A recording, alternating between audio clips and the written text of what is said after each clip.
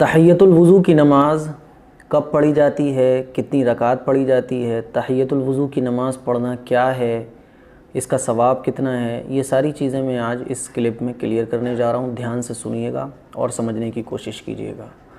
تحیۃ الوضو کی نماز کا ثواب کتنا ہے، پہلے تو میں آپ کو بتا دوں ثواب۔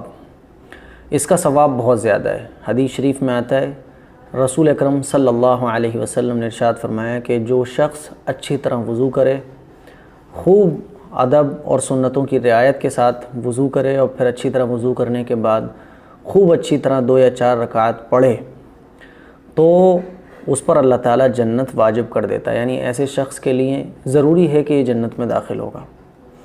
ایک دوسری روایت میں ایک مرتبہ حضور پاک صلی اللہ علیہ وسلم نے حضرت بلال رضی اللہ تعالیٰ عنہ سے پوچھا کہ اے بلال، اسلام لانے کے بعد کون سا ایسا تمہارا عمل ہے جس پر تمہیں ثواب کی سب سے زیادہ امید ہے؟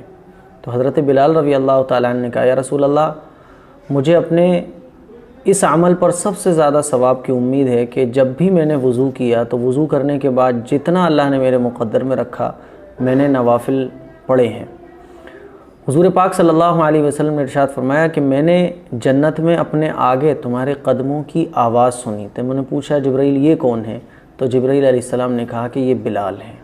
تو حضور نے بلال رضی اللہ تعالیٰ عنہ سے پوچھا کہ ایسا کون سا عمل ہے؟ تو حضرت بلال رضی اللہ تعالیٰ عنہ نے کہا کہ میں نے وضو کرنے کے بعد تحیۃ الوضو کی نماز ضرور پڑھی ہے۔ اتنا بڑا ثواب ہے۔ اب یہ تحیۃ الوضو کی نماز کیا ہے؟ سنت ہے، واجب ہے، نفل ہے، کیا ہے؟ تو یاد رکھیے، تحیۃ الوضو کی نماز جو ہے وہ نفل ہے اور اس کو پڑھنا سنت ہے۔ تحیۃ الوضو کی نماز میں رکعت کتنی ہوتی ہیں؟ تحیۃ الوضو کی نماز میں 2 رکعت ہوتی ہیں نفل کی نیت سے۔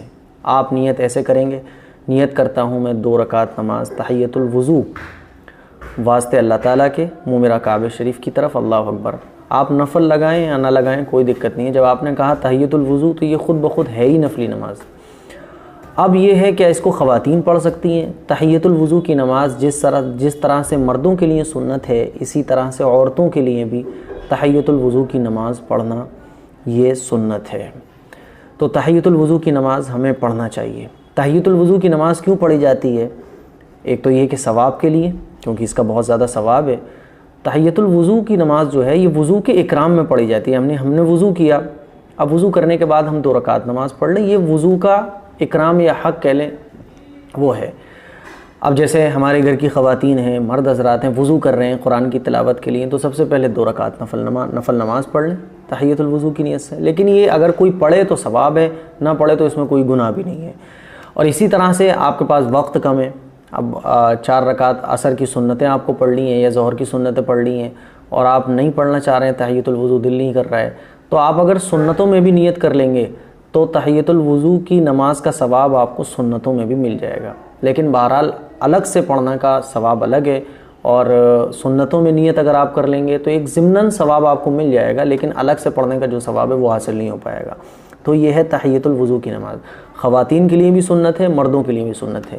اور یہ تحیۃ الوضو کی نماز وضو کرنے کے فوراً بعد پڑھی جاتی ہے۔ آپ دن بھر میں جب بھی وضو کریں تو آپ 2 رکعت نماز پڑھ لیں پہلے، جیسے کہ آپ نے قرآن کی تلاوت کے لیے وضو کیا تو پہلے 2 رکعت نماز پڑھ لیں وضو کرنے کے بعد۔ یہ ہے تحیۃ الوضو کی نماز۔ اسی طرح سے ایک نماز ہے تحیۃ المسجد۔ تحیۃ المسجد کا مطلب بھی یہی ہوتا ہے کہ جب بھی ہم مسجد میں داخل ہوں، جیسے کہ مرد حضرات جب بھی مسجد میں داخل ہوں، دن میں 1 بار 2 مرتبہ، یعنی پہلی بار تو 1 مرتبہ تحیۃ المسجد کی نیت سے 2 رکعت پڑھ لیں۔ یہ نہیں کہ ہر مرتبہ داخل ہو رہے ہیں تو تحیۃ المسجد، اگر ہر مرتبہ آپ پڑھ لیں گے تو بھائی بہت اچھی بات ہے، لیکن اگر 1 مرتبہ بھی پڑھ لیں تب بھی آپ کو سنت کا ثواب ملے گا۔ تو تحیۃ المسجد بھی ایسے ہی پڑھی جاتی ہے جیسے تحیۃ الوضو پڑھی جاتی ہے۔ آپ نیت کریں گے، نیت کرتا ہوں میں 2 رکعت نماز تحیۃ المسجد واسطے اللہ تعالیٰ کے، منہ میرا کعبہ شریف کی طرف، اللہ اکبر۔ تو تحیۃ المسجد کی نماز بھی 2 رکعت نفل ہوتی ہے، تحیۃ الوضو کی بھی 2 رکعت ہوتی ہے۔ اس کے ثواب بہت زیادہ ہیں۔ یہ نفلی عبادات ہیں، کرنا چاہیے، اور اگر کوئی نہیں کر رہا ہے تو اس پر کوئی گناہ بھی نہیں ہے۔ تو یہ 2 نمازیں میں نے آج آپ لوگوں سے کلیئر کی ہیں، تحیۃ الوضو اور تحیۃ المسجد۔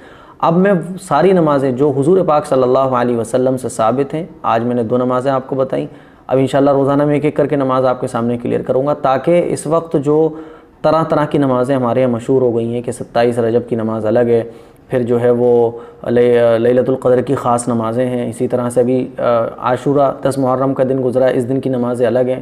تو آپ یاد رکھیے گا اس طرح کی نمازیں جو اب میں نمازیں بتاؤں گا سیریز بائی، ان نمازوں کے علاوہ جو میں بتاؤں گا انشاءاللہ ایک روزانہ بتایا کروں گا، اس کے علاوہ جتنی بھی نمازیں ہوں گی وہ حدیث سے ثابت نہیں ہیں۔ تو اس کلپ کو شیئر بھی کریں اور خوب سمجھنے کی کوشش کریں، دین کو پھیلائیے، لوگوں کو سکھائیے۔ السلام علیکم ورحمۃ اللہ وبرکاتہ۔